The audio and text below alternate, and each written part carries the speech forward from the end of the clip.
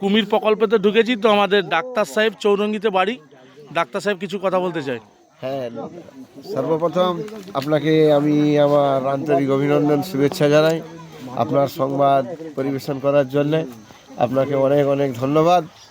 তো আমি এই সুন্দরবনের এই যে ভাগবত পুর এলাকায় এই কুমির প্রকল্প এলাকাটা বেশ কয়েকজন যাত্রী সহ আমরা এসেছি। তো এই আসার পর এটা আমার কাছে নতুনত্ব নয়, আমরা এর আগে 3বার এসেছি, এটা আমাদের 4র্থবার। তো আমরা ছোট বড় অনেক কুমির দেখলাম, তবে মনের মতো যে বড় কুমিরগুলো ছিল সেগুলো ইদানিংকালে আর দেখা যাচ্ছে না। তো যাই হোক, কোটের উপরে ভালো লেগেছে। তো শেষমেশ আমরা এই কুমির প্রকল্প প্রায় শেষের পথে দেখার। আমাদের তো 3 দিন কমপ্লিট হয়ে গেল, আর 4র্থ দিন চলছে, রাত্রে বাড়ি ফিরবো। হ্যাঁ, সেটা ঠিক।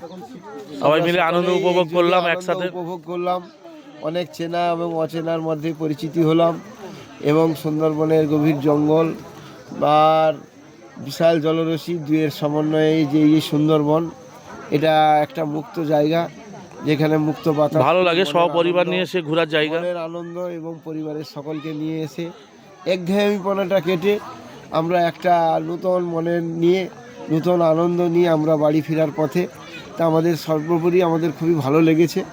তবে এই ধরনের ট্যুর বছরে একবার হলে আমার মনে হয় এটা খুব ভালো উদ্যোগ, এবং এইভাবে যদি চলে বহু মানুষ তার কর্মোদ্যমটা বেড়ে যায়। কারণ একঘেয়েমি কর্মকাণ্ড করে বছরের পর একটানা কাজ কাম করে যারা শ্রান্ত ক্লান্ত হয়, তারা এই